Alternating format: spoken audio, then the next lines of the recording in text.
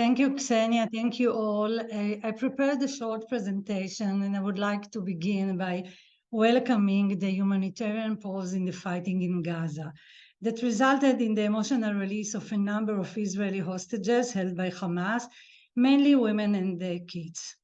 This pause is also vital for millions of Palestinian civilians in Gaza undergoing a humanitarian disaster and for Israelis facing a barrage of rocket fire. We've been heartbroken since the October 7th horrific massacre, especially in our sovereign communities, sharing the pain of the families of hostages whose fate remains unknown. And we believe that all hostages must be released immediately and unconditionally. Since that fateful morning, we have been trying not to visualize the final moments of the victims of Hamas's butchery. Entire families tortured, some burned alive. Partygoers hunted down and sprayed with bullets as they ran for their lives. Hundreds taken hostage, infants, toddlers, sick and elderly persons. I am personally acquainted with many people whose worlds were shattered on that dark Saturday. Friends from the peace camp, colleagues whose relatives were murdered or kidnapped. As someone who has spent her life working for peace, just as Ksenia mentioned, supporting the Palestinian struggle to end the occupation through civil, political, and diplomatic means, I was shocked, really, I was shocked to see many so-called progressives, people I thought were allies, squirming in an attempt to justify the kidnapping of children and the slaughter of innocent civilians. The atrocities committed by Hamas can never be excused. How can beheading children or raping women before parading their naked, lifeless bodies through the streets of Gaza be considered part of the Palestinian people's legitimate struggle for liberation? How anyone can consider these war crimes as a legitimate act of resistance is beyond comprehension. You cannot say it's awful, but there is no but. Hamas is a terror organization whose stated goal is to annihilate the state of Israel, and it must be fought with unwavering resolve. Not only does Israel have the right to protect its citizens, but it is its obligation to do so. At the same time, when we see the painful images of masses of people forced out of their homes, the thousands of civilians dead and wounded, and the devastation, it is clear to us that Palestinian families must be protected, sheltered, and receive the supplies of food, water, and medicine they need. We must cling to our humanity and to the values that underpin international law, and we must insist that our government observe the rules of warfare and try to avoid civilian casualties. I must admit that I'm worried. I'm worried because the Israeli government has so far offered no clue on when the war will end. The main reason for it is that Israel is currently led by an unfit and dangerous individual who heads a messianic coalition whose sole concern is to impose sovereignty over the West Bank. We know for a fact that for years, Prime Minister Benjamin Netanyahu did his best to torpedo a two-state solution by weakening the Palestinian Authority and separating the future of the West Bank from that of Gaza. Today, with attention focused on Gaza, the occupied territories are turning into a Wild West, where violent settlers are free to run riot as they please.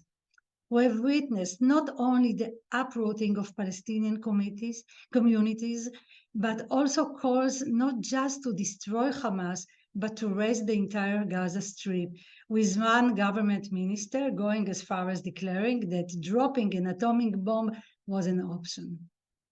As extreme right-wing circles harp on rebuilding Gush Katif settlements, or even occupying the entire Gaza Strip, talk about a population transfer is also gaining ground in Israel's political center. Because of pressure from Netanyahu's coalition, there is an absence of a plan for the day after. So the debate revolves around mass transfer, voluntary eviction, and migration encouragement. The continuation of this bloody conflict is the greatest threat to Israel's future as a liberal democracy.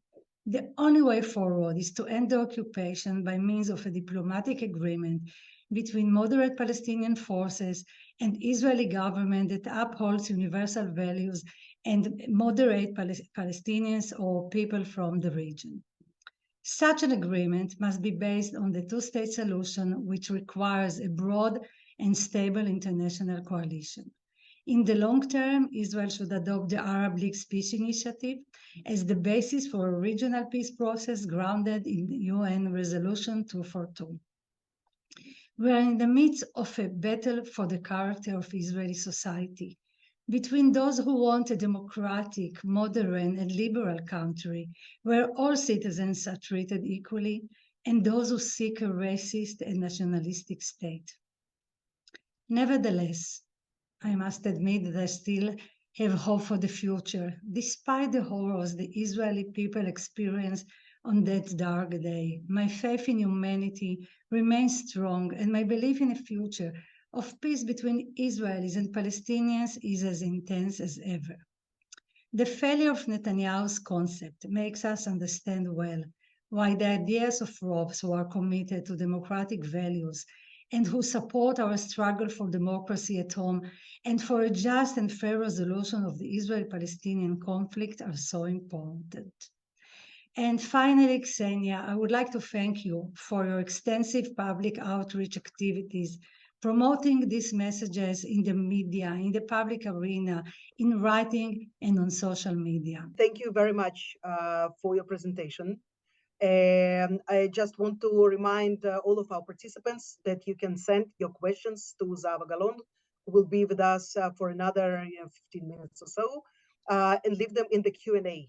Okay, so I will just remind you that in order to survive in this very difficult time and to keep the network of ropes going, we need your support. We need it now. We have wonderful people, and we've built a structure of committed leaders that are helping each other also today in this time of tragedy and grief. We see endless acts of kindness, support, and quiet understanding that it's not the paradigm, it's not Jews against Arabs, it's not Israelis against Palestinians, it's the moderates, it's the people who want peace against the extremists who just want us to live on our sword. So we will never allow these people to get the upper hand. And this is why, Zehava, your activities in ZULAT Institute, and you're president of ZULAT Institute for Human Rights, something that we should never forget, also in the time of crisis, especially in the time of crisis. And for us in ROPES, continuing with this idea of integrated and well-working Middle East, we need to keep on things going because the day after will come very soon. So I see that we already have quite a few questions here in the chat box. So I will read them. Let's start with the first question of, there was a question specifically for ROPES. I will answer it myself later, Michael. So I will start with the question of Benjamin. Let's assume an election will come within a month after the war. What will you and Labor do differently to avoid the electoral disaster of last elections? Very important question. Painful. Yes, I agree. Hopefully we'll have elections a month after the war. I don't think that it might be, I think that it takes time, and it might take time, because after the war, the parliament had, well, let me put it in a gentle way, they have to kick out Netanyahu of his position. And it's not so simple because our system is much more complicated. From now, Netanyahu has, I think, around 3 years from now. His term is 3 years from now. So in order to kick him out of his position and to have elections, so some members of parliament from his coalition has to announce that they are not going to support him anymore. And I'm not sure that it's so simple, you see. So hopefully we'll have elections soon. I believe that we'll have elections because I believe that we'll see so many demonstrations, and so many people that will ask him to go and to leave his position, and but it takes time. So this is on one hand. On the other hand, I believe that we'll see a different coalition, let's say from the center right till the left, center left, something like this. So it's not going to be a leftist coalition, you know, it's not the Labour Party, it's not Meretz anymore. It's going to be, let's say, people from blue and white, and I don't know how they call themselves these days, Ksenia. I don't know what is their Yeah, call their name.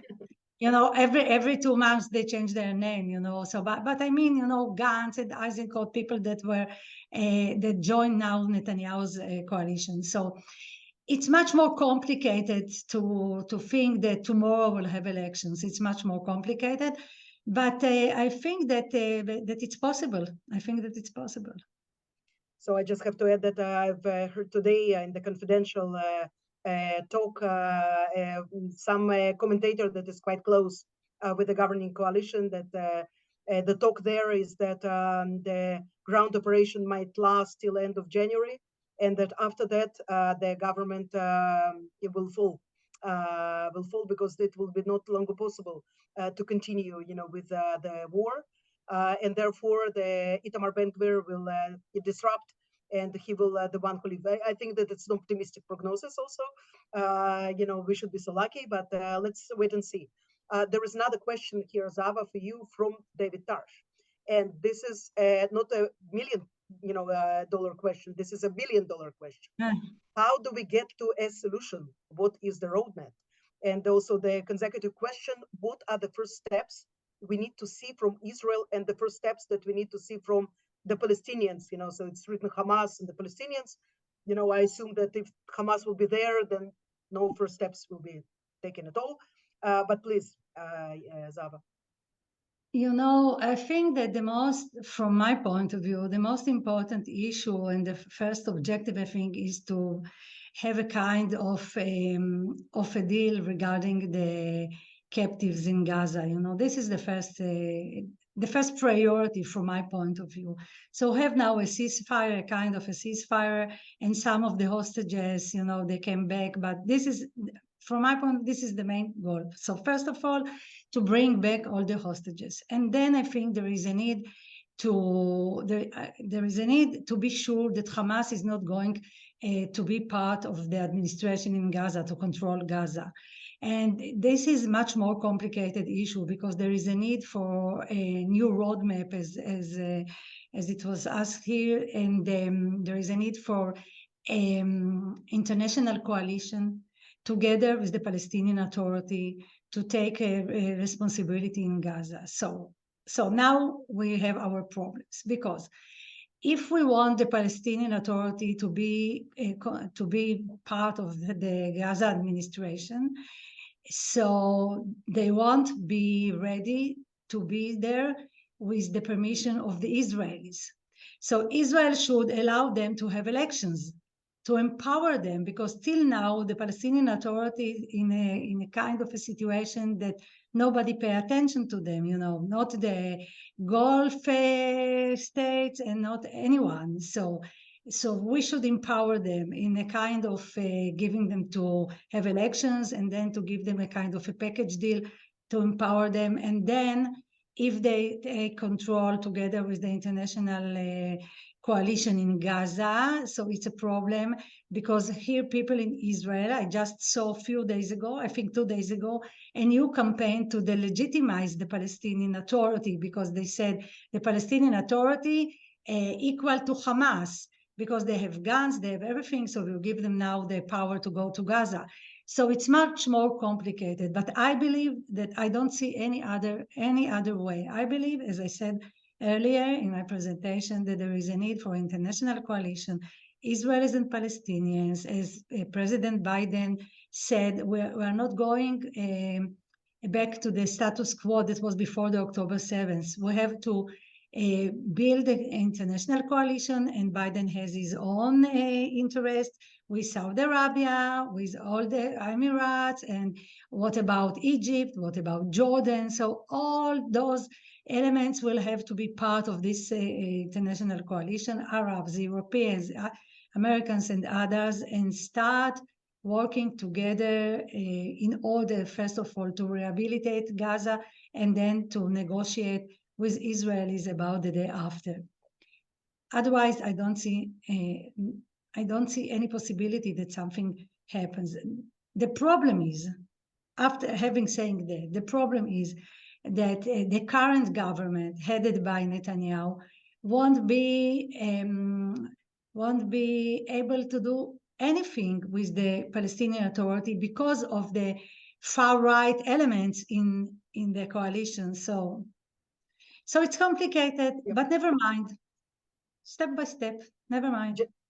To sum it up, from what you said, Zehava, what my takeaway is that elections in Israel needs to happen first, then or simultaneously, but probably after the elections in Israel, and in the aftermath of them, there should be some reform in the PA elections, so some kind of regrouping there, revitalizing, like President Biden said it, the coalition of Arab and Western states, moderate Arab states and the Western states should be created around Gaza in order to support the security there, support the Palestinian autonomy there.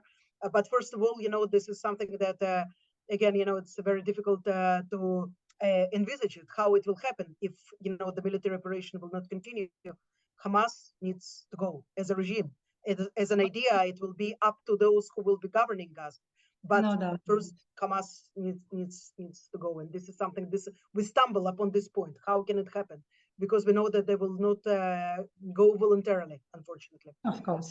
The question from Charles: if the Arab League peace proposal is the best way to move forward, what is the way to advance it? I assume, Charles, that you mean the Arab Peace Initiative that was adopted by the Arab League and also the Organization of Islamic Conference. Please. So I believe that the Arab League's initiative is, let's say, it would be in the long term. So meanwhile, we have to build step by step the relations with the Palestinians and with the international community after elections. As we just mentioned, the Arab League's initiative, we have to think about it as it's something in the long term. There are many steps that we have to do before. But I believe really that if the Arab world and the Western world will adapt it together with Israelis and Palestinians, I think we are in a different arena. So there is another question, Zava, about Meretz party, but I just have to remind to all our viewers that Zehava Gal-On, I think, unfortunately for Meretz, but she's not longer the chairwoman of this party. Okay, so there is a question of what should be done differently in Meretz. I don't know if you want to answer this or can answer that, but I think that it's important, because the spectacular failure of two left-wing parties, the only two left-wing parties to go together, it perhaps part of the reasons for disaster that happened to Israel about a year ago. So then again, what can be done differently on Meretz? I'm not sure that the problem is in Meretz, although there are many problems, but I think that the most important issue is to be part of the parliament, that Meretz would be part of the parliament. And I think that what we see now, the right-wing government, the Messianic government, and the reason that they have 64 seats in the parliament is because Meretz is not there, because unfortunately, we didn't pass the threshold, so we're not there. And I think that we don't have to change ideas and our ideology. Always people ask me, so what we should do different? I don't want to change my ideas. I don't want to change my beliefs. I want to be part of the liberal camp, of the social democrat camp, people that believe that there is a need to end the occupation, that there is a need to fight for equality for people in Israel, for all people in Israel, Jews and Arabs. So I don't want to do anything differently, but I want to be there. And this is the main goal now. And I believe that next time, if we merge with the Labour Party, we might do it. Yeah, Bezrat Hashem. So there is a question from Michael, and there is also another question that is related to that about, the one part of it is the Hamas, possibility of Hamas gaining popularity in West Bank, and we also the release of the Palestinian prisoners and the people who receive them. All of them, they wave Hamas green flags. This is one part, but also in the other part, Michael Makatir asks, Ezra Klein recently reported through a woman with experience in Gaza that 67% of the Palestinians do not trust or support Hamas as a legitimate leader for them. So I don't know if you are familiar with this data. This is the first time that I, learn about it. I saw different polls on this regard, but generally, I think that it's interesting to understand what can be done right now to also prevent the rise of the popularity of Hamas in the West Bank, and if there is a tendency to not to trust Hamas, what can be done to reinforce it, perhaps? I'm not sure I have all the answers, I must say. I'm not sure about that. And I don't know this survey, and I don't know about the fact that so many people are against Hamas. Maybe, hopefully, maybe, I don't know. Let's say that the civilians in Gaza, innocent people are paying the price of the Hamas as 16 years, maybe how many years? 16 years 17 almost, yeah. 17 almost. And people from the right wing in Israel, when they are against elections in the Palestinian Authority right now, when we speak about it, they say, wow, it's very frightening, because tomorrow you can find Hamas in the West Bank, and they will, they will gain the elections, and we'll find ourselves with Hamas near Kfar Saba or near Petah Tikva, where I live. So I think that it depends how this war is going to end. As you said earlier, Ksenia, Hamas should go. We're not talking about the notion of Hamas. We're talking about the political leaders of Hamas. They should go. They can't stay. I'm sorry? And military. And the military and let's say the other leaders of Hamas, they should go. And I think later we should start talking about elections.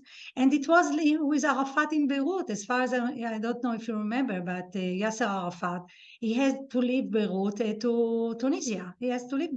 It was part of the end of the war in Lebanon. I don't remember when it was. It started in 82, in 99, I think, or maybe earlier. Arafat has to leave to Tunisia. Maybe it will be something like this, that the military leaders, because the other leaders, they are now in Qatar, they will have to leave. And then we'll see. It's very hard to estimate. I had many people in the last days, trying to estimate what's going to be. Really, I want to be humble. I don't have all the answers. I heard them. They know exactly what we should do and what are the answers. I'm not sure that I know all the answers, but I know what is the roadmap and where we have to. What is our aspirations and what we want to do. That's what I think. Well, first of all, personally, Zava, I think that people who always have the answers to everything, I think they should be suspected, because, this is the toughest situation that we've lived through for a long time, and I'm absolutely sure that nobody has the answers to everything. I just have to mention, and we discussed it with you many times in the Knesset, that and it also relates to a few other questions here in the chat box about what are the causes for support of Hamas? Is it real support for Hamas, or is it because of lack of other options? I can say that if there is a vacuum, if Hamas is the only choice and the other choice seems as corrupt, weak, and inadequate, so then of course people will be supporting Hamas. So there is the question of how do you support the moderates and how you weaken the extremists. What was done until now was just exactly the opposite. And I remember you saying it, talking about it in the Knesset in 2016, 17, even before the Qatari money started pouring into Gaza. So then again, it's we don't know what's going to happen, but if we will not support the moderates today, and there are moderates, we know many of those, and I don't know, Zava, if you still go to Ramallah. I've been there shortly before the war, and there is this distinct feeling of the need of change, but not in a way that Gaza was changed when Hamas came to power, to the negative, positive change, rejuvenation, revitalization of the whole process. So I promise that I will let you go very soon, but I still have one more question to ask you. This is coming from Arkady Mazin, a dear friend. Suppose a future Israeli government and PLO eventually strike a peace deal. Do you think such a deal will receive the needed public approval on both sides? This is extremely important, because we can, draft deals whatever we want. If they will not be met and supported by both sides, we will be in deep trouble again.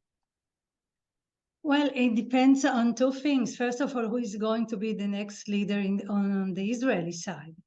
And it depends on the leader. And if we have a strong leader that really believes that this is the right way to do, and so he will encourage the people in Israel to support it. As we saw with Yitzhak Rabin, people were against, a peace process with the Palestinians. And when Yitzhak Rabin said that this is the most important issue and that this is Israel's interest, and I believe that if people will understand here that this is in our interest, not to subjugate the Palestinians anymore, and that we need to have peace with the Palestinians and with the countries around the region, and if we have someone like this in the territories, so it's a great story.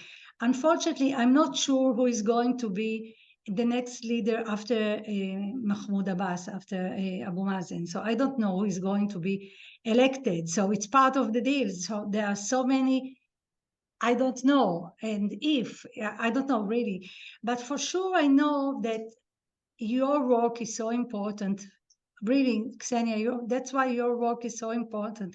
And I hope that people that are here today and this evening will be, it's evening in our place, So I hope really that they'll support your really great job, because it's so important that people like you these days will raise the issue of Israeli, Palestinian, the region, all the others, and support what you do and your friends in the ROPES are doing. So I think it will be great. And really, I want to thank you, Ksenia, for inviting me. I'm sorry that I'm part of another webinar after that, but I know that you are too.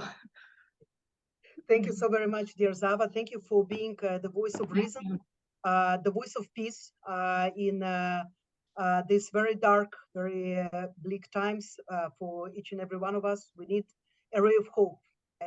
So thank you very much for being that.